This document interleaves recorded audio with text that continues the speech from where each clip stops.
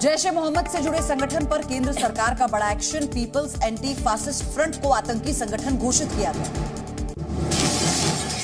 बिहार में आज से जातिगत जनगणना। सीएम नीतीश बोले ये राज्य और देश के विकास के लिए फायदेमंद है। बीजेपी बोली 4 करोड़ प्रवासी बिहारियों को भी शामिल किया जाए।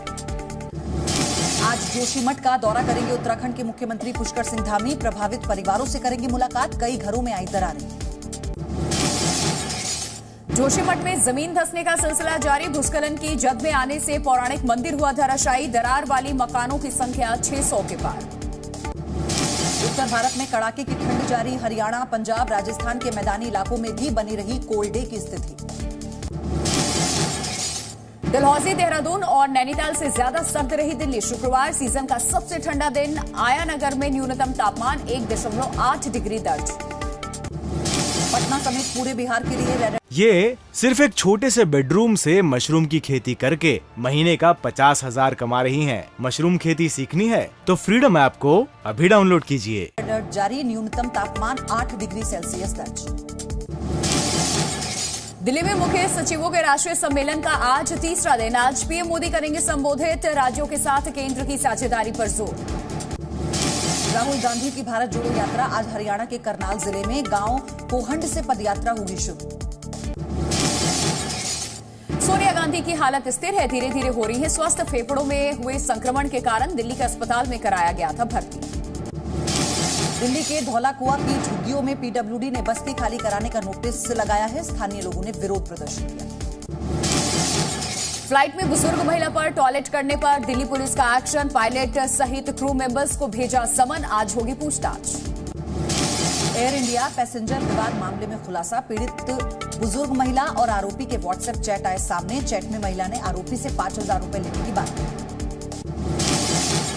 Delhi hit and run case में खुलासा। लड़की के दोस्त नवीन ने जी न्यूज से कहा होटल में पैसों को लेकर हुआ था अंजलि और निधि में झगड़ा। दिल्ली स्टेट हज कमेटी का पुनर्गठन। गौतम गंभीर, हाजी यूनू समेत 6 सदस्य शामिल। दिल्ली में बढ़ते प्रदूषण को लेकर सीएक्यूएम ने लागू किया ग्रैब ट्रेन। निर्माण कार्यों पर लगी रोक। हिंदुत्व पर कर्नाटक के पूर्व मुख्यमंत्री सिद्धरामैया का बयान। हिंदू होने के बाद भी हिंदुत्व का विरोधी हूं। राम मंदिर का कभी विरोध नहीं किया।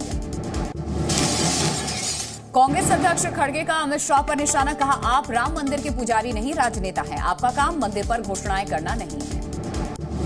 यूपीए सरकार में प्लानिंग कमीशन के डिप्टी चेयरमैन रहे मोन्टेक सिंह अहलूवालिया का बयान। कहा पुराने पेंशन योजना वित्तीय दिवालियापन की रेसिपी है।